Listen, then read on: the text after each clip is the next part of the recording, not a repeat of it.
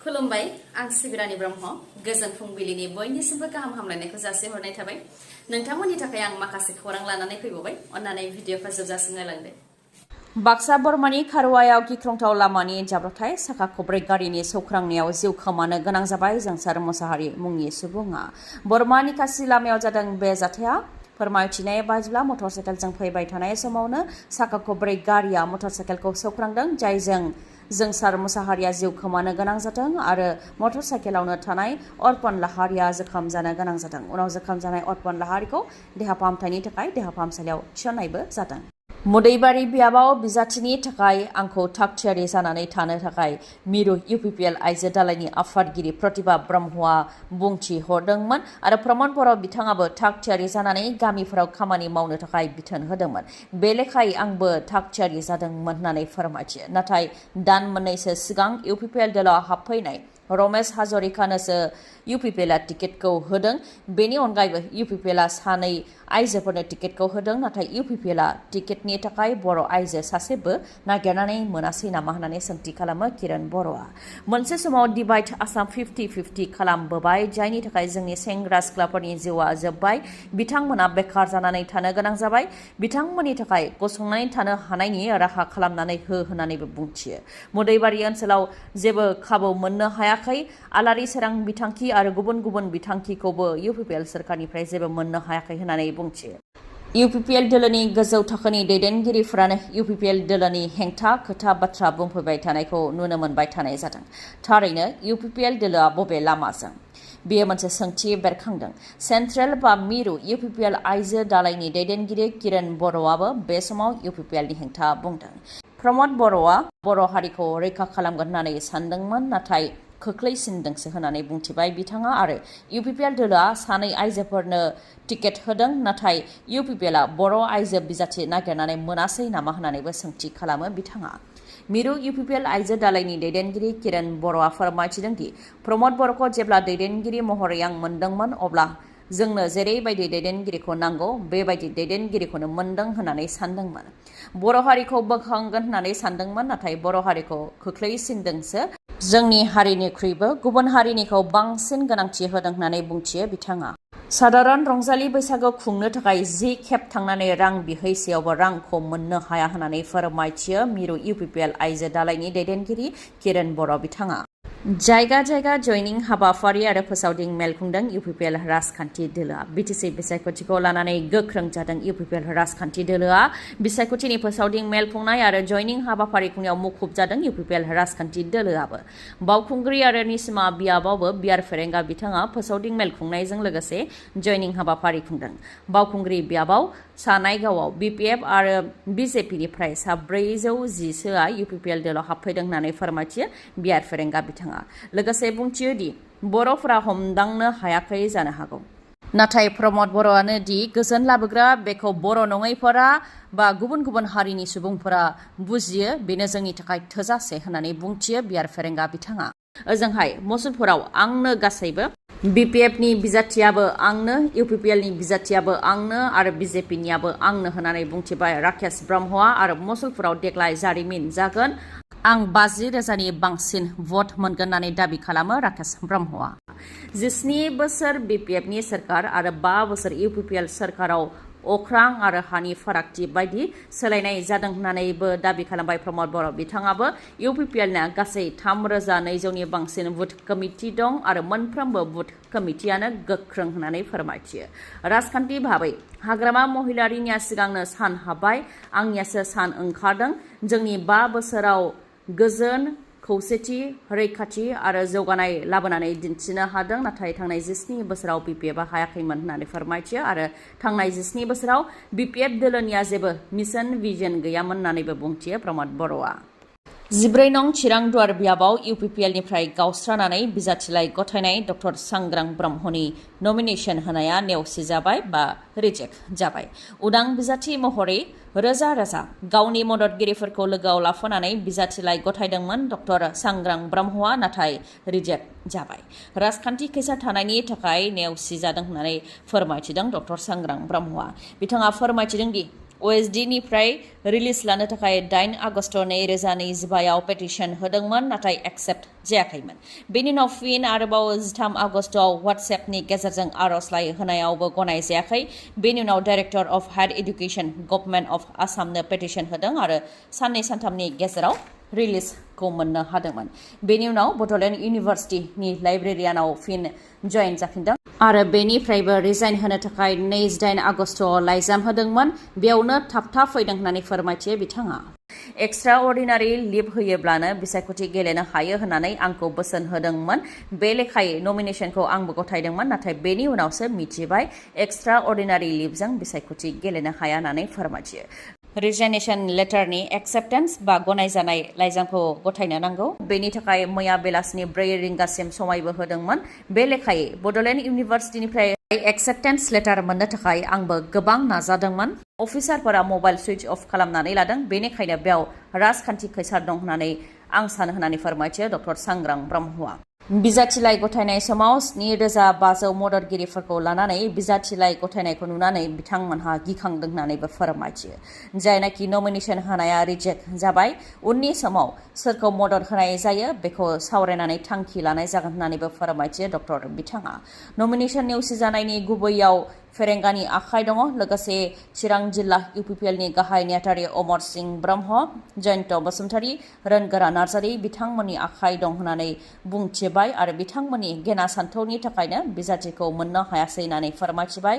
चिरांदुवार block इउपिपिएलनि बारग' आफादगिरि बिरदाव मुसाहारि बिथाङा फोरमायथिदों दि प्रमद बर'आ डक्टर सांग्रां ब्रह्मनो 14 नं चिरांदुवार बियाबखौ एंगारनानै होबाय होननाय लेखायैनो डक्टर सांग्रां ब्रह्मआ गोबां खामानि मावदोंमोन।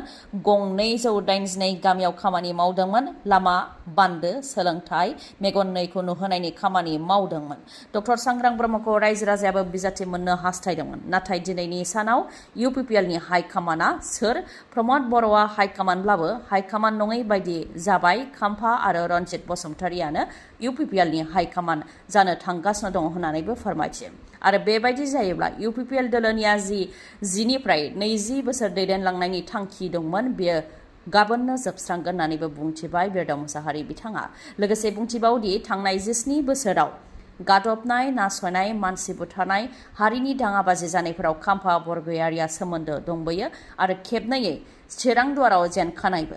खाम्फा बरगयारिया इउपिपिएलआव हाबफैनायनि उनावनो इउपिपिएलआव गावस्रा-गावस्रि जादों होननानैबो फोरमायथियो बिथाङा। दा रायजो राजानि सोंथिया बेसो खाम्फा बरगयारिनि हेंथा गसंनो थाखाय बिजाथि गथायनाय डक्टर सांग्रां ब्रह्मआ फिन इउपिपिएलखौनो मदद होगोन नामा? आरो बेबो सोंथि बेरखांदों। जायनाखि डक्टर सांग्रां ब्रह्मआ बिसायख'थि गेलेनो सिगांदोंमोन बेनि सिगां एक्सट्रा अर्डिनारि लिभ लानानै इलेक्शन गेलेनो हायो ना हाया बेखौ मानो कनसार्न अथ'रिटिनिफ्राय रोखा मिथिनानै लायाखै आरो गेजेराव माबाफोर रांखौ लानानै बुजा-बुजि जादों नामा बेफोर सोंथि बेरखांदों रायजो राजानि गेजेराव। थांनाय 1 सेप्तेम्बर समबारखालि आफगानिस्तानाव बांग्रिं मावदोंमोन। 6.3 मेगनिटिउडनि बांग्रिं मावदोंमोन जायजों थैनायनि सुबुं अनजिमाया बांनानै दासिम 2,200 सिम जाफैबाय आरो जोखोम जानाया 4,000निबो गोबां। आफगानिस्ताननि कुनवार प्रभिन्सआव थानाय हाजो ओनसोलावनो बांसिनै गोहोम गोग्लैदों। हाजो ओनसोल जानायनि थाखाय बेयाव न' बां बायदिफोरा बांसिन बायदों। लामा सामा बायफ्लेजोबनायनि जाहोनाव सिं ओनसोलफोराव थांनानै रैखा खालामहैनायावबो गोबां जेंना जादों। दासान्दि हेलिकप्टारजों रैखा खालामनाय हाबाखौबो मावगासिनो दङ माखासे जायगायाव। थैनायनि सुबुं अनजिमाया आरोबाव बांबावनो हागौ होननानै सन्देह खालामनाय जादों मानोना दासिमबो रैखा खालामनायनि हाबाया जोबाखै। गोबां बिल्डिंफोरावनो बा बायग्रेबनाय बिल्डिंफोरनि सिङाव सुबुंफ्रा होसिनजानानै थाबावनायनि सन्देह खालामदों। 14 नं चिरांदुवार बियाबाव गोसो होदों बिपिएफ दोलोआ। हाग्रामा महिलारिया फ्राय सानफ्रामबो प्राइमारि गिदिंथिंदों। खाम्फा बरगयारि, फेरेंगा, चन्दन ब्रह्म आरो प्रमद बर'आ जेनगोन होननानै बुंथिबाय हाग्रामा महिलारिया। खाम्फा बरगयारि, बियार फेरेंगा आरो प्रमद बर'नो इउपिपिएल दोलोआ मोननै बियाब होनानै गासै मोनद' बियाबखौ नस्थ' खालामदों होननानैबो बुंथियो बिथाङा। खाम्फा आरो चन्दनमोननि फोथाय खेबस' खालामनायनि थाखायनो चिरांदुवारखौ रैखा खालामनो हायाखैमोन। बिसोर सानैनि दादागिरिनि थाखायनो चिरां जिल्लानि गोबां बिपिएफनि मावथिफोरा जिरायनानै थाबायमोन दा चन्दन आरो खाम्फाया ओंखारलांनायनि उनाव गोबां दैदेनगिरिफ्रानो जोंजों फैफिनबाय होननानै बुंथियो हाग्रामा महिलारिया। मख'नो गोनांदि 14 नं चिरां दुवार बियाबाव हाग्रामा महिलारिनि नुजाथिनायाव हेफाजाब होनाय हाबाफारिबो बानजायदों, जेराव इउपिपिएलनि माखासे मावथि आरो मददगिरिफ्रा बिपिएफ दोलोआव हाबफैदों। इउपिपिएल दोलो एंगारनायनि सायाव बिथांमोनहा फोरमायथिदों दि इउपिपिएल दोलोआ रादायल' होयो, नाथाय रादाय होनायखौ लाखिया। जोंनि खोथाया जेबो खामानि होआ आरो जोंनि भट मोनाब्लाबो देरहागोन होननानै प्राइमारिनि सेक्रेटारिया बुंनायखौ लानानै जों दुखु मोनदों, जायनि थाखाय जों बिपिएफआव जइन जाफैदों आरो माखासेया डक्टर सांग्रां ब्रह्मजों थांदों। बेबायदिनो इउपिपिएलआ सोरलां बारलां जादों होननानै फोरमायथियो। बेफोरनि अनगायैबो स्किम सौफैयोब्लाबो जेबो मिथिहोआ आरो जेबो खाबुबो होआ। हाग्रा बिफाननि साख्रियावबो फेरेंगिया गावनि फिसाजो आरो पिएनि बिसिनो साख्रिखौ होदों, जेराव आंनि फिसाज्लानोबो साख्रि होनायनि रादाय होदोंमोन आरो जाखाजोब्बाय होननानै बुंथिदोंमोन, नाथाय उननि समाव गोजौनिफ्राय मुंखौ दानदों होननानै फोरमायथिदों होननानै मिथिहोयो। बेबायदिनो जौगानायनि बेलायावबो इउपिपिएल दोलोआ सोरखाराव फैजेननाय लोगो लोगोनो पलिटेकनिक लुनो थाखाय अन्थाइ खाम्फा गायसनदोंमोन, नाथाय दिनैसिमबो अन्थाइ खाम्फायल' जानानै दङ, जेबो खामानि जायाखै होननानै फोरमायथिदों इउपिपिएलखौ खुद्रिनाय बिथांमोनहा। गोमानाय बिसिखौ खाराव माराव जेरावबो नागिरथिंबायदों सासे फिसाया। फिन आरोबाव बिहामजो गोमानायनि खौरां। सनितपुर जिल्ला ढेकियाजुलिनि बेलस्रि ओनसोलनि सिङाव थानाय हास्थायपारा गामिनि रन्जित रामसियारिनि सेथि फिसाज्ला अर्जुन रामसियारिनि अनजालि बिसि सिबिका रामसियारिया गोमानानै दङ।